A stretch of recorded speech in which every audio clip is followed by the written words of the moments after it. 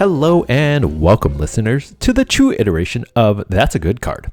I'm Ya, and with me is my resplendent co-host, Kyle. And he's going to have the challenge of getting me to say, that's a good card. While Kyle will be doing the convincing, I'll be playing the devil's advocate. Now is also a good time to remind you to hit that subscribe button wherever you're listening to us. If you have thoughts that differ from the two of us, please let us know with a comment down below. Or you can suggest a card that you think can change the CEDH meta. Don't forget to stay tuned for our favorite closing segment. That's a good card? ? All right, Kyle, let's get started. All right, yeah. Now is the time where I say I have no idea what resplendent means. But I hope it's a nice thing that you're saying. It's a positive. Me. Okay, thank you. I appreciate that. Look, I'm a Jund player, so my brain is a little tiny. But vocabulary is difficult. But anyway, let's get into today's card, which was recommended to us by Sean, aka Manilamidget, notorious Dargo Thrasios enjoyer.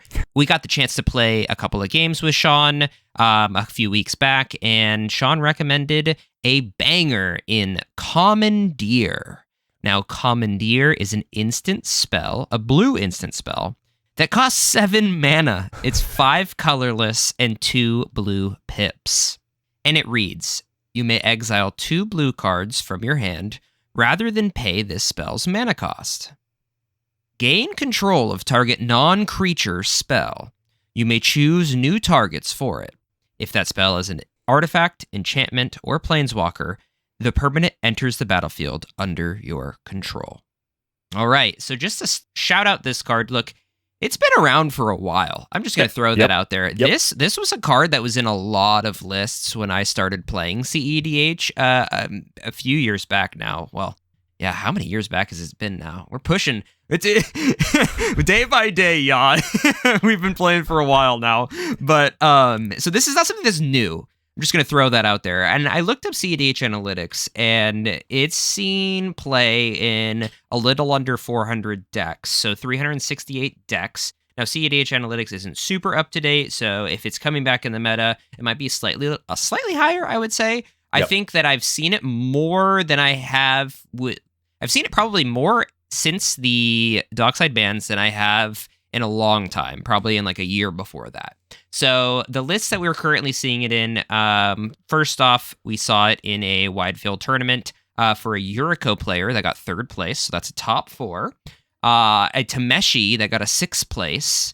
And then some other lists that didn't necessarily top 4, at least not in the past month of the tournaments that I looked through. But we saw some mono blues like Thada Adele, Italian, and some Shorkai as well. And a whole host really of other lists. A lot of 2-color blue lists, a lot of, like I said, mono blue lists. So it's kind of seen a lot. I wouldn't call it a staple nowadays. I don't think it's really close to that. But at the same time, it's one of those cards that I don't think anybody is necessarily, like, they're surprised to see, but they don't think it's troll in any capacity, if that makes sense. It's one of those cards that I think is in a lot of sideboards, so I'm really excited to talk about it here today. What are your kind of basic first thoughts on Commandeer? Have you played against this card? Have you played this card? What do you think, yeah? I have...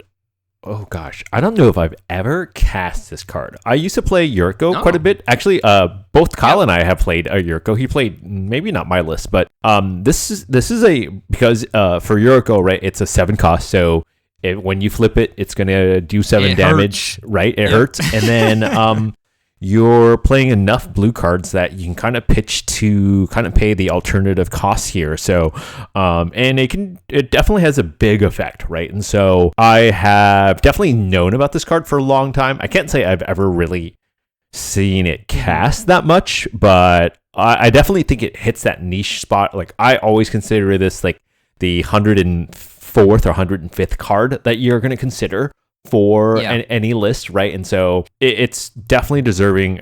I have seen it cast once, right? Maybe twice. Well, I guarantee you, I think you have to really think back, because I guarantee that you've seen me play this. I used to play this in my Niv-Mizzet list. Oh, so, yeah. Way back in the day, my second CEDH deck ever, when I played Niv, I would play this card, and I feel like I cast it pretty frequently, and I always enjoyed it in Niv. It kind of makes sense that I would see it in Niv, which is like a list where you just see me with like a whole host of cards in my hand. So I mean, that's kind of like exactly what you're looking for in this card specifically. So let me get into my first point, which is that this card so interestingly, this is going to be like pretty anecdotal. It is a point, but it's more like background for this card, in my opinion. So the point is that it's really powerful in the early game. So specifically where I've seen this card be really powerful in the tournament setting is turn 1 or turn 2, someone casting Heuristic Study and someone casting Commandeer on said Heuristic Study. That is by far and away the most powerful use of this card that I've seen. So much so that if you do it properly, like there is a world in a Magic Christmas Dreamland world. You're not seat 1. Seat 1 goes turn 1 Heuristic Study, and then you commandeer the turn 1 Heuristic Study. You go into your turn, and then you have a gas turn of yourself. I mean, realistically, you have 5 cards left. You can play your own Heuristic Study. Technically, you could play a Mystic Remora. Technically, you can develop anyway. Yep. So I think it's very exciting that the ceiling of this card is that you could potentially have 2 massive draw engines in the first turn cycle of the game. Like, that is the Magic Christmas Dreamland. Like, you have a fish and you have a Heuristic Study. Or 2 Heuristic Studies. 1. Or 2 Heuristic Studies. Or 2 Heuristic Studies. Like, it's a lot harder, like you said, if you got 4 cards in hand. Like, getting to the Heuristic is pretty difficult, but it's super easy and, like, I would say realistic to think that you can just then play an island and then play a fish right after you commandeer or something. Like, that is a very valid thing that could happen. So that's my first point and I've seen this happen in tournament play before. In my meta, there are quite a few mono blue players, so I always have to be aware that Commandeer is on the table at all times when you're playing against them. You never know when they're going to just steal your best non-creature spell. I've seen Commandeers hit Smothering Tithes. I've seen Commandeers hit Heuristic Studies, like I said. I've seen Commandeers hit big bomb 1 rings, like turn 1, where someone's just like, sick, I'm going to play my Grim Monolith or my Mana Vault, tap it out completely, and I'm tapping out for this 1 ring, and then someone goes, okay, well, that 1 ring that you thought was going to be a really cool turn 1, it's mine now. Yeah, thank you. Thank you for that. Also, nice tapped Grim Monolith turn 1, idiot. Wow. Yeah. So that's kind of what this card can potentially provide for you is like if you're in a position early game where your opponent has like this absolute money early turn, you can absolutely stop them. Like, completely stop them, and their money turn is now your big money turn. And that's before you even get a turn, because it's free to cast. Yep. So it's kind of cool in that sense where you're almost getting 2 early development turns, right? It's like on your turn 0, you're developing, and then on your turn 1, you're continuing to develop in this Magic Christmas Dreamland. So that's my first point. I just think that this is like one of the most swingy cards to your benefit in the early game. Mm-hmm. I agree. What are your thoughts on that? No, I agree. Okay. Oh, yeah. You're like, yeah, that can happen. Yeah. All right, let me get into my second point. My second point is that it gets around can't be counter type effects. Yeah. Which is okay. So this is my it's not nothing. Because technically speaking, you don't see it super often, but there are cards where it does matter. Like there are times where you literally have, let's say you're in that position. You're playing blue, so you're drawing hella cards. You have 15 cards in your hand, right?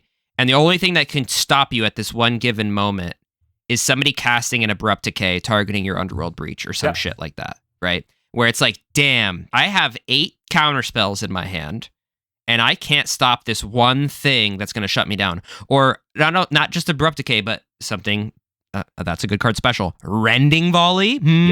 So you could be, a Rending Volley could be pointed at your most valuable asset on the board that you need to win. Or, God forbid, you're under a Shamil, that big artifact that makes the owner's spells can't be countered by anything. Like, you never know when a situation could matter. But I'm just saying, like, for the niche scenarios where you have so many cards in your hand that you really don't care how you interact with this piece. Like, you don't care that you have to pitch 2 counterspells to use this Commandeer, because there is literally no other way that you can handle this spell, right? It's kind of like that niche white card that we saw in Lord of the Rings, the Lord of the Rings set. We've actually had one of our listeners talk about this card, but it's kind of like Reprieve in that way, right? Yeah. Where it doesn't counter the thing. It just kind of like deals with it in a different, unique way. Yeah. That's kind of how I see this card, and I think that in itself is very evasive in how it affects it, how it acts as an interaction piece is unique in that sense. So I really like that about the card. It truly can stop anything if you have the ability to cast it. That's how I feel about it. I mean, anything that's non-creature, of course. Yep. All right, that's my second point. Do you have any thoughts on that? I really like these types of spells where it kind of tweaks the paradigm just a little bit. Like you just have to kind of look at it with like squinted eyes, and you're like, oh yeah, I like that. And like that's what this card kind of does for me, where it's like I'm not countering it. I'm just going to try to take control of it, right? That like it's mine. It's mine. Yeah. Cool. My third point is that I think it's one of those cards, and this kind of piggybacks off my first point. I probably should have put this second, but anyway.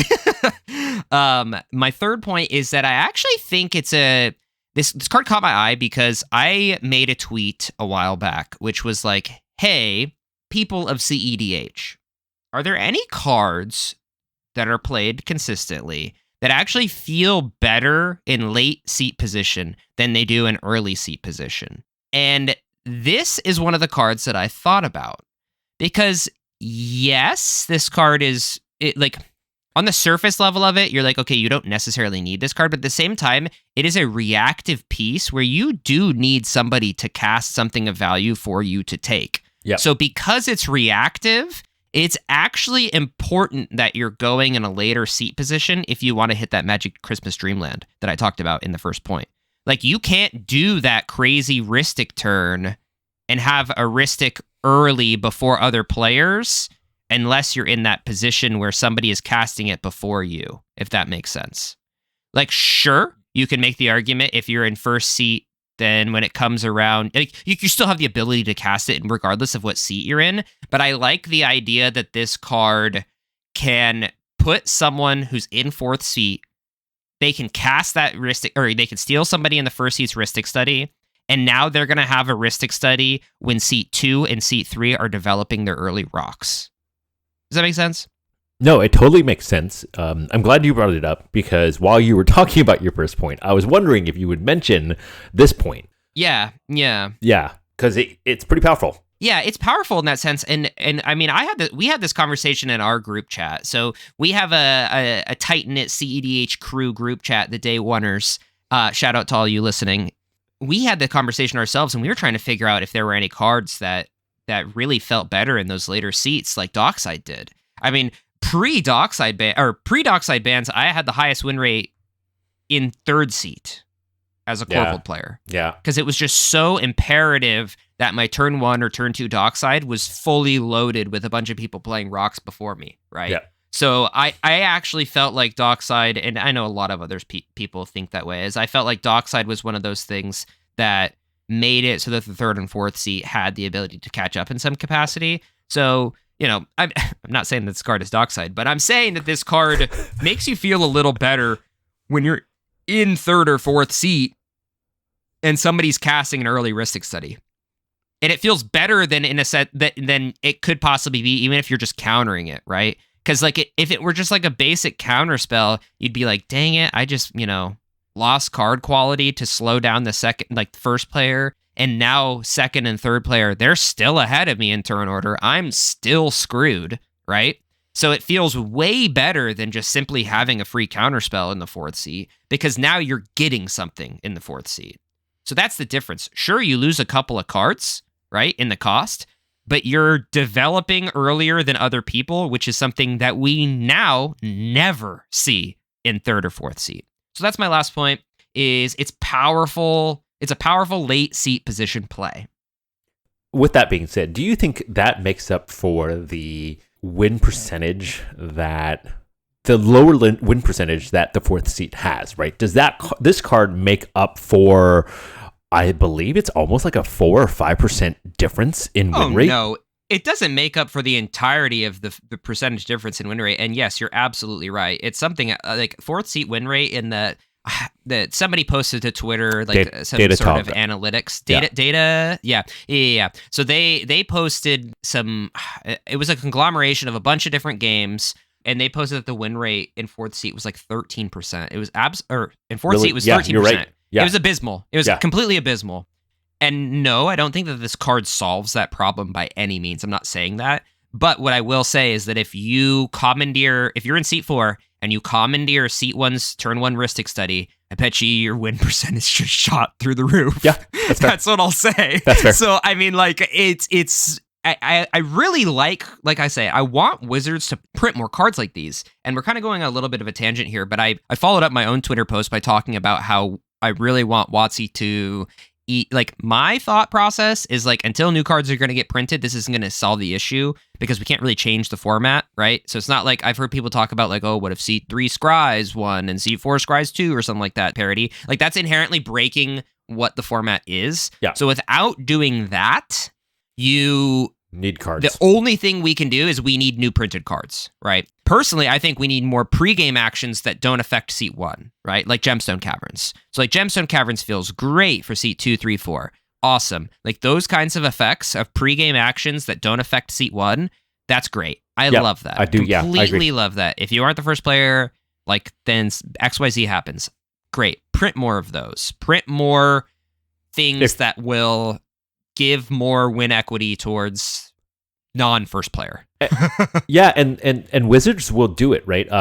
I used to draft a lot, right? And even in draft formats, they would print cards that said, if you draft this card, right, you get to do X, Y, or Z thing instead, right? And so Wizards is not like, Gemstone historically, Caverns, they'll do it. Yeah, historically, it's not something that they shy away from.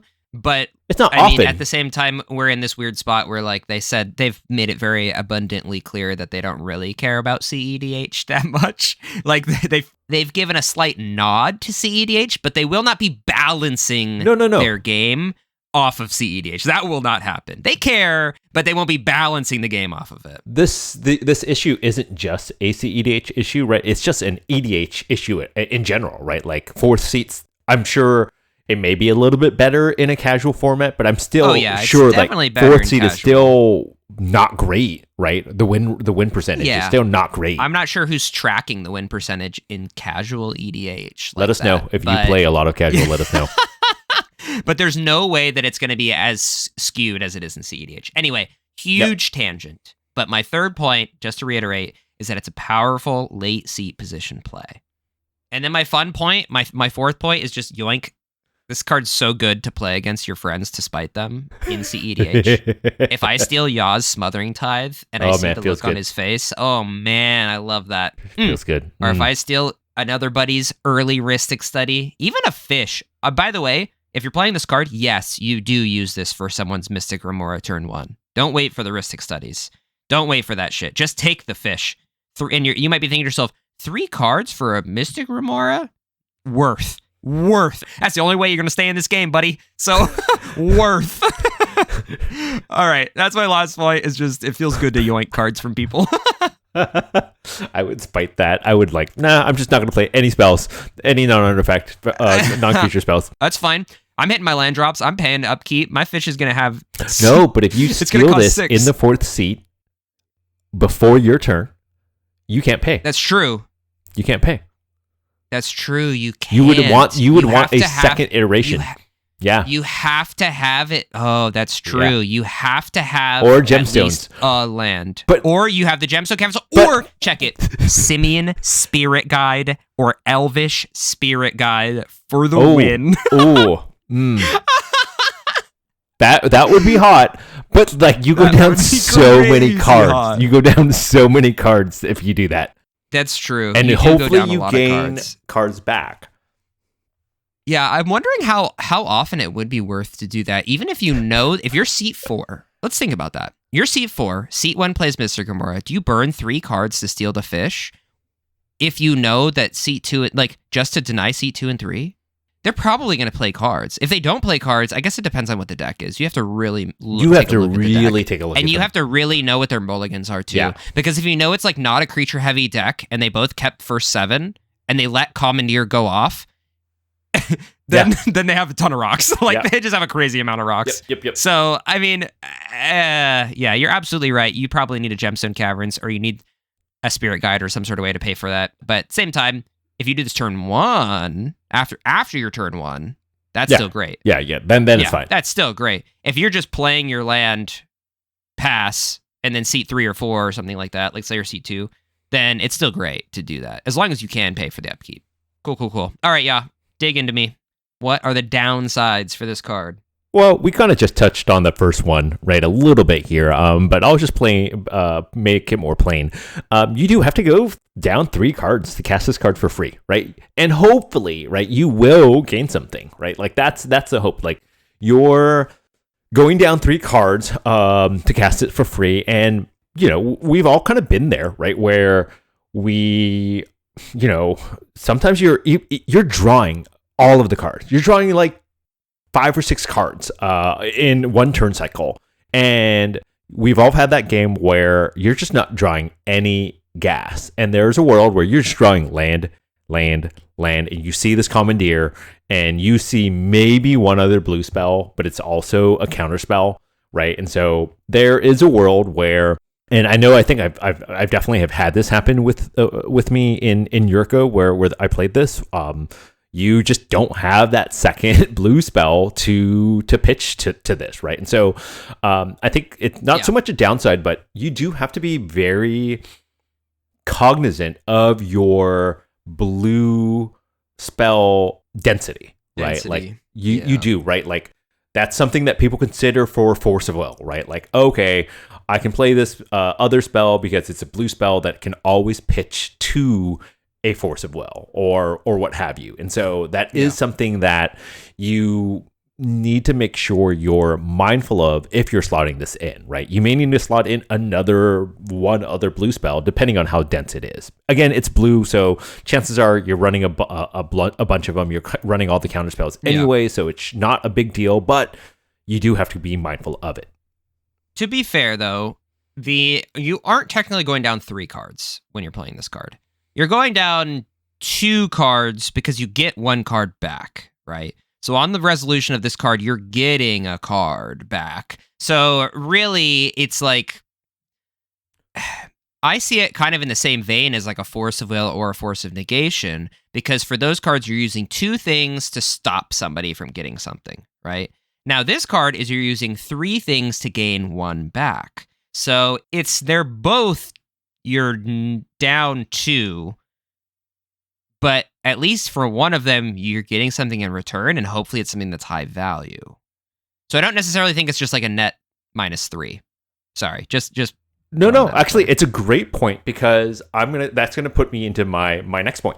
You're hoping, right? In order to cast this for free, chances are you may actually have to pitch counter spells that you would have used to protect this spell.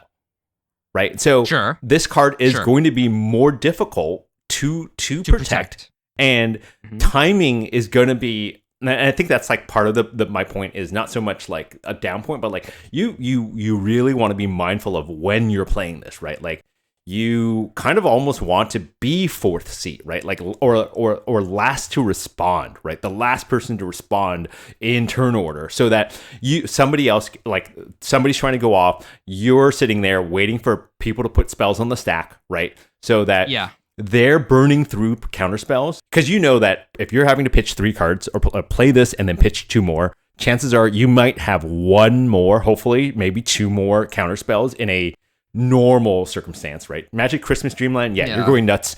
You have all of the cards, they're all blue, you're fine. Yeah. But in that scenario, in that same stack battle scenario, the likelihood that you're pinching, like, most counterspells that we play in CEDH are free in some capacity. Right. The likelihood that you're going to play Commandeer instead of just simply play that counterspell in a stack battle is really low, in my opinion.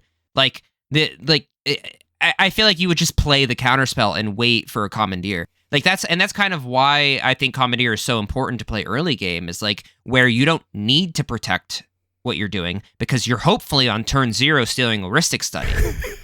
If that makes sense. Yes. And so you're leading me into my last point about this, is that because if you're going into this like potentially later game, right, like Kyle was saying, it can feel like a dead card, right? Again, this can feel like a dead card if you know that, okay, I need to counter things and not use this Commandeer instead. So you have this Commandeer in hand, which again, yes, you can now pitch it to a Force of Will, right? You're pitching to Force of Will. It happens often. Throw it under a Chrome Mox. Right, throw it under a Chrome Mox. Just like any colored spell can do. Right, like so it's almost like it's better as a spell for other things than it is for casting itself. I don't know if I'd go that far. Hey, you have me thinking about this. Maybe this is the time to talk about it now. Yeah. Because we're talking about the casting cost. Fringe point. You're playing Kinnan. Yeah. You're holding up a metric ton of mana. Casting and people this. think I'm you're holding it up. Casting oh this. Yeah, you're hard casting this. Oh yeah, dude. No. For sure. Thinking the same thing. I was like, Kinnan flip on one hand, or hardcast Commandeer and steal someone's shit. No, for I'm sure. Hardcasting it, 7 mana, ripping it. That's like I can really only see that happening in Kinnan because that deck just overflows with mana. But I think it's something to be said. That's not nothing. That should have been my fringe point. Is sometimes hardcasting this thing's crazy. It's not nothing. I'm sure there's a world where even in like a Rog Thras, which also makes a shit ton of mana, like you can cast this like. Sure. It's not nothing. Any Cradle deck, sometimes you just have like you're just like tap a Cradle, make 5 green, and you're like, oh, like sometimes you just make a ton of mana. So, listeners, if you're listening to this and you've hard casted a Commandeer, post the exact situation in the comments down below and then say worth at the end, because I bet you it was worth. Right, because now you can, like in that situation, I'm all for this card because you've hard casted, and so you've got to keep your counter spells to protect this, and now you've stolen somebody's Dranith. Right? Dranith or Grand Abolisher. You can't steal Dranith. It's not. Man, this card would be better if it was for this creatures. Card would be crazy if you could steal a creature. No, that'd be nuts. Necropotence, you steal somebody's Necropotence. Oh yeah, you can steal Necro. I mean, the big targets are like Adnaz, Necro, Mnemonic Betrayal, Smothering Tithe, Heuristic Study. Maybe like the One Ring. The One Ring you mentioned that earlier. One Ring. Sure. Maybe like a Juicy Jessica's Will, and then like all the other fringe enchantments that are like incredibly good. Yep. I mean, I could see you just doing it on an Underworld Breach and then casting a Born Upon the Wind or some shit and winning on top. Like there's worlds where you could do crazy stuff with this card. That would be stealing some really powerful piece. It would be hot. But anyway, sorry to detract you from your downsides. Do you have any other downsides for this card? No, those are it. I think those are the big obvious ones. I think that this card is been around. I'm sure people are going to say like, of course this is good, or no, this is a trash card. It's been around forever. Nobody plays it. But no, it's definitely seeing play. I definitely think it's seeing play. No, I think it's on the uptick, which is why I was so happy that Sean recommended this card, was because I have been seeing it more. So I thought that maybe, hey, now's the time where, you know, it's time to look at this card again. Kind of like when we had that same conversation about Carpet of Flowers. We did a pod on Carpet of Flowers, and everybody kind of replied like, no duh, Carpet of Flowers has been around forever. It's like, yeah, we know. Okay. But nobody plays it. We know, but people are playing it less. Exactly. Now they do. Now they play it a lot more. I've been seeing more Carpet of Flowers recently. So same thing with this card. But cool. All right. Y'all, what point did I make that you think is the best point for playing Commandeer in your deck? No, I'm not going to lie to you. I know I kind of made fun of it, but like being 4th seat, trying to steal somebody's Heuristic Study from turn 1 is just my style of like gambling, like that I'm just really all about, right? Like sitting 4th seat, I see this hand in my second 7, I probably snap keep this to my detriment.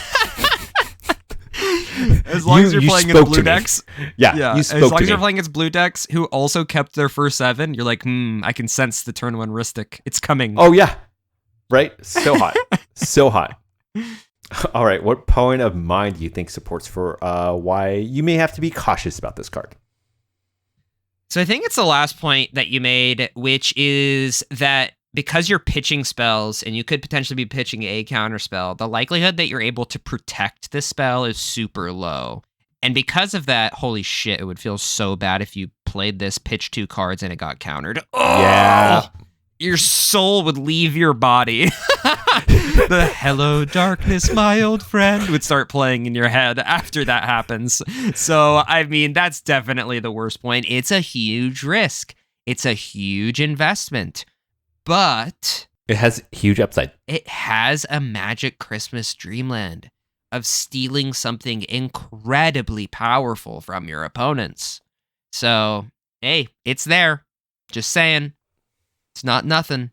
I wish there were more planeswalkers that people just played so that this could yoink those. You know what I mean? Yeah. Like, I wish people played early value planeswalkers in CEDH, but there really aren't any.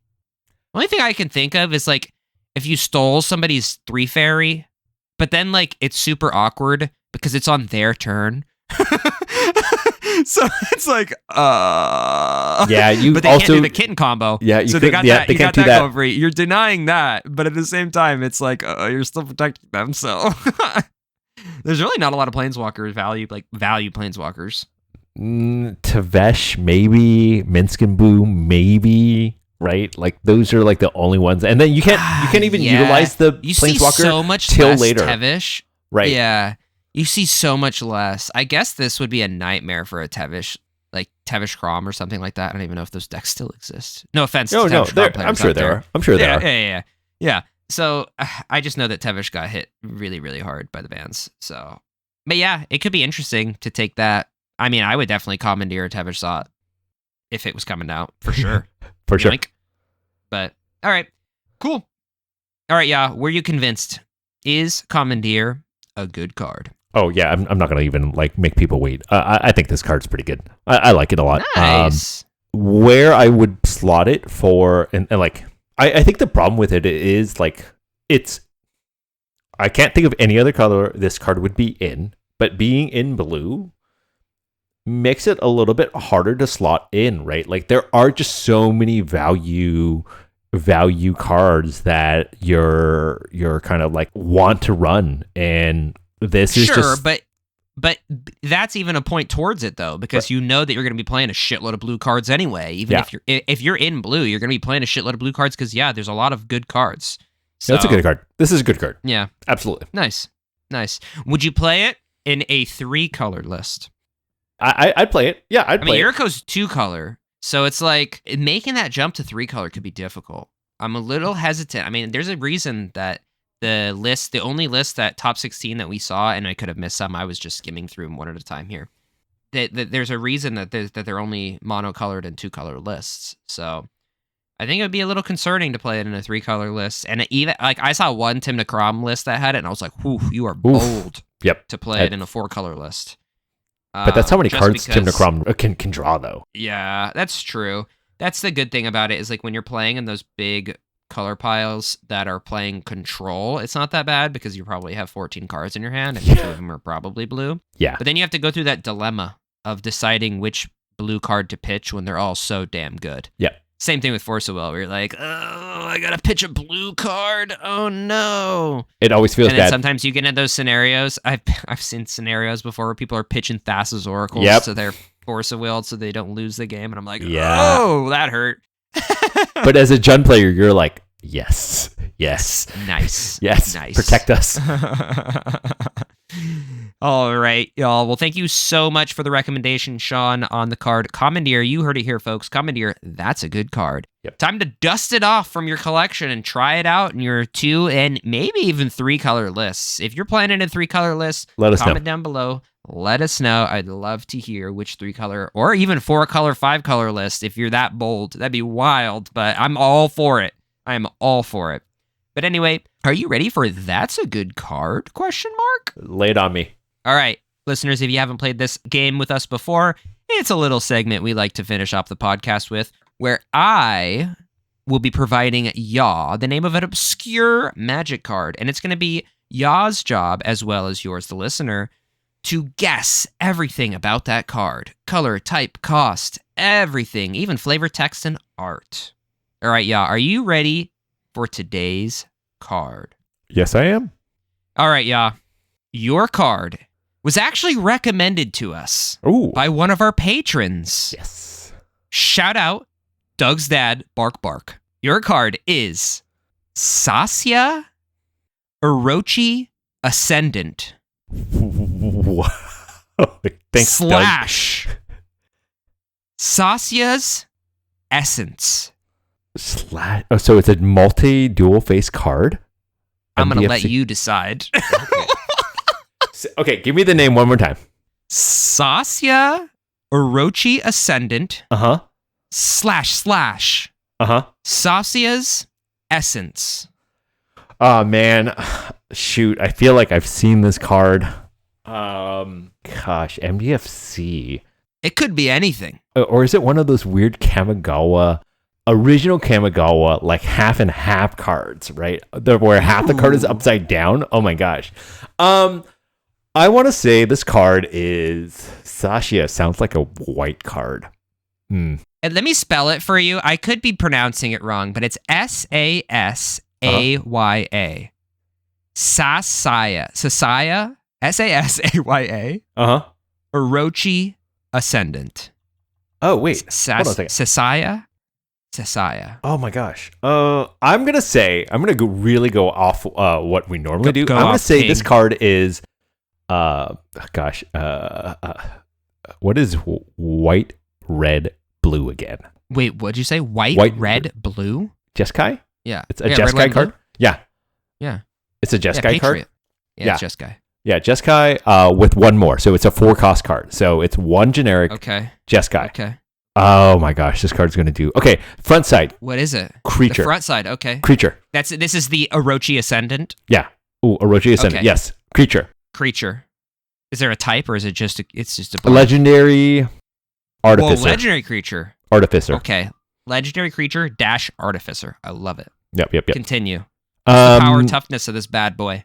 I said 4 costs. It's going to be like a 2/4. 2/4. Okay, respectable. Yeah, 4/4, 2/4. Yeah. 2/4, because you're playing this more for the ability to have affinity for artifacts. Oh my gosh! Wait, no. Okay. You're cooking. Affinity for artifact. What does that do again? I mean, you could tap an artifact to pay one of the mana costs for it. No. Yeah. Or it costs one. No, it costs one less for each artifact you have. It's one of those two. I don't remember. All the artifact lovers will tell us in the comments. Artifact spells you control have affinity. This card is getting broken. Yeah. My version is broken. Whoa. Yeah.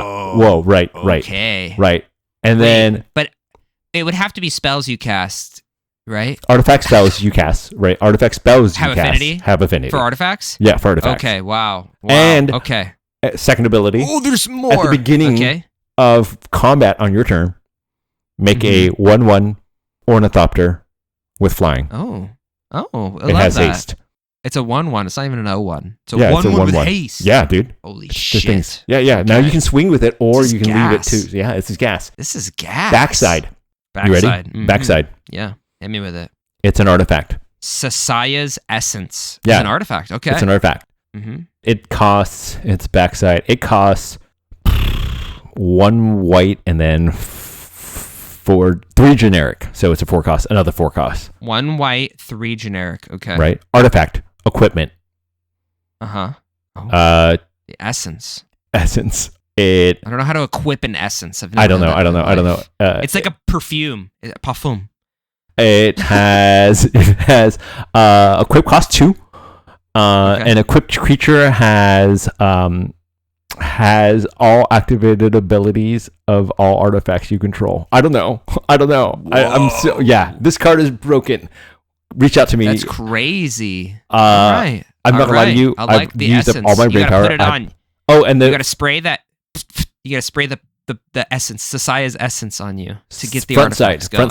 Front side art. I totally forgot. front side art is a woman with like think of an inventor with oil. I'm thinking of one. Yeah. Think of an inventor. That's who she is, and she's like. Yeah. She's like deep in the innards of like some real mech steampunky. It's some mech thing, like kind of tinkering with it. On the back side is like one of her contraptions attached to her. Like the essence, almost like with wings and stuff. Okay, all right. How far off am I? I went way out there for this one. Yeah, Thanks, you Doug. have no idea. You have no idea how excited I was. Because you were so freaking close at the beginning. Are you serious? When you guessed it was an OG Kamigawa. Oh, it was half and half. On top, one part upside down. I was like, oh my God, he's going to get this. It is one of those cards. It is from Saviors of Kamigawa. The top half, the one that's not upside down, is a 3 cost. So this card is green, by the way.